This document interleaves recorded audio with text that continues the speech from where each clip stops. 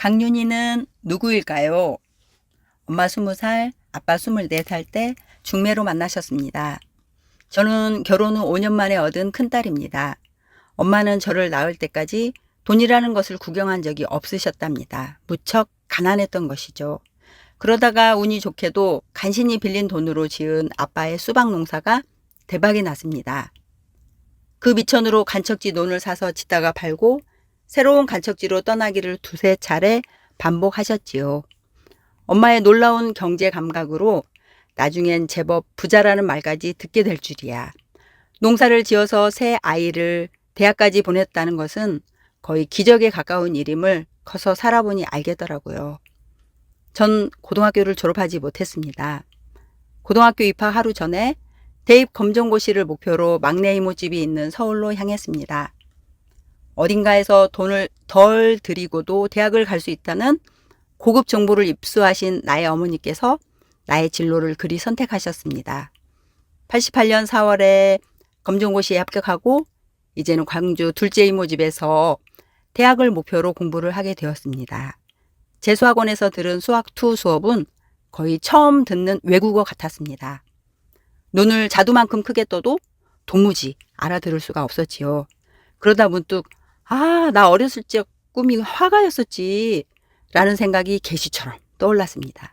그때가 88년 5월, 그해 12월에 시험을 볼 때까지 정말 죽을 만큼 열심히 그림을 그리고 공부도 했습니다.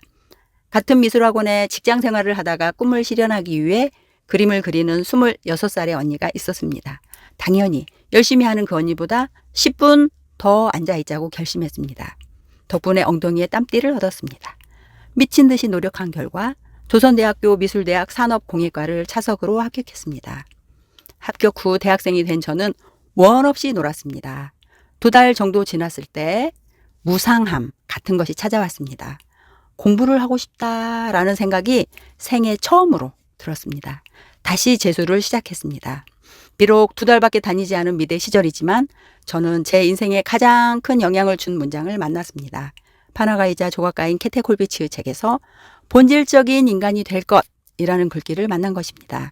매년 다이어리를 사면 가장 잘 보이는 곳에 쓴 후 무슨 일을 할 때마다 무엇이 본질일까를 매번 생각하는 사람이 되었습니다.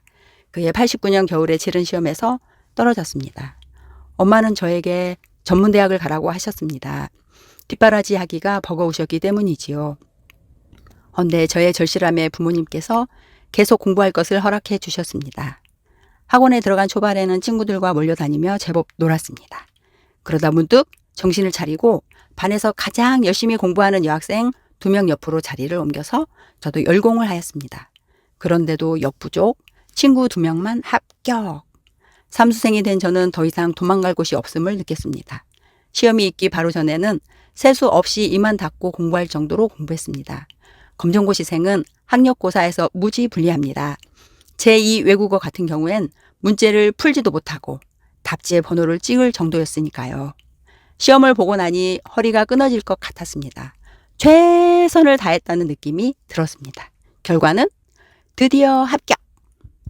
광주교대 졸업생이 360명 정도였는데 저의 졸업 2해 전에 생겨난 임용고시에서 광주 합격은 첫 해엔 100명 정도, 두 번째 해엔 40명, 저 때는 60명만 뽑았습니다. 1차 72명에는 들어갔는데 2차 60명에 들지 못해 한 번 더 재수 인생이 시작되었습니다.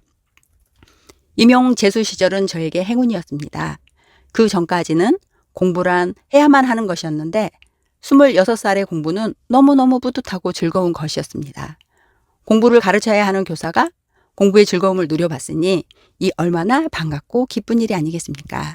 틀에 박히기 힘들어하고 자유로움을 추구하는 저에게 직장 생활이 쉬운 것은 아니었으나 그래도 초등 교사에게는 재량권이 많은지라 숨 쉴 수 있었습니다. 무엇보다도 리트리버만큼이나 사람을 좋아하고 가르치는 것을 즐겨하는지라 어쩌다 이렇게 나에게 딱 맞는 직업을 얻었을까라며 교사인 것에 만족해 했습니다. 그렇게 잘 맞는 직업을 왜 그만둔 거야? 하고 물으신다면 함께 잘 살고 싶고 함께 잘 살기 위해서는 정치가 최고의 방법이라고 생각했기 때문입니다. 저의 정치에 대한 개념은 종교적 활동과 시민단체 활동을 10년 넘게 해오면서 생겨난 것입니다. 그런데 시민단체 활동 등은 가치 있고 멋진 일이지만 현실적으로 바뀌는 것은 많이 없을 뿐더러 너무나 더디고 힘이 듭니다. 콘서트장에서 가수가 부르는 노랫소리가 몇만 명에게까지 전달이 가능한 것은 마이크가 있기 때문입니다. 제대로 된 정치는 마이크와 같아서 훨씬 영향력이 있으며 큰 힘을 발휘할 수 있다고 생각합니다. 노회찬님께서 말씀하셨습니다. 함께 삽시다. 함께 잘 삽시다. 라고요. 저는 이 말을 정치인이 되어 실천으로 옮기고 싶습니다. 정치라고 하는 도구를 잘 활용하여 이 사회에 기여하기 위해 저는 이번 6.3 지방선거에서 정의당 전북 도 비례의원으로 출마할 예정입니다. 그림으로 미대를 들어갈 때도 쉽지 않았었습니다. 수학 8점짜리가 교대를 들어간 것도 엄청 쉽지 않은 일이었습니다. 지금 정세의 정의당으로 도 비례의원이 되는 것도 결코 쉽지는 않을 것입니다. 그러나 노회찬님의 유머, 따뜻함, 유능함을 닮아가며 멋진 진보 정치인이 될 것을 많은 분들 앞에서 약속합니다. 제가 꺾이지 않는 마음으로 힘과 지혜를 내고 여러분께서 믿는 마음으로 정의당 강윤희를 지지하고 응원해 주시면 도의회에 들어갈 수 있을 것 같습니다. 도비례는 정의당, 도비례는 정의당 될 수 있도록 도와주십시오.